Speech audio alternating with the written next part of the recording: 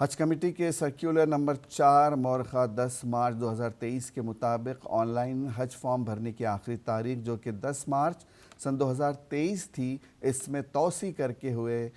20 مارچ سن 2023 شام 5 بجے تک کر دی گئی ہے۔ دہلی اسٹیٹ حج کمیٹی کے چیئرپرسن کوثر جہاں نے کہا کہ ہم اس کے لیے حکومت ہند اور وزارت اقلیتی امور حکومت ہند کے شکر گزار ہیں۔ کوثر جہاں نے مزید بتایا کہ جو لوگ حج سن 2023 کے خواہش مند ہیں اور کسی وجہ سے آن لائن درخواست نہیں دے سکتے تھے، وہ اب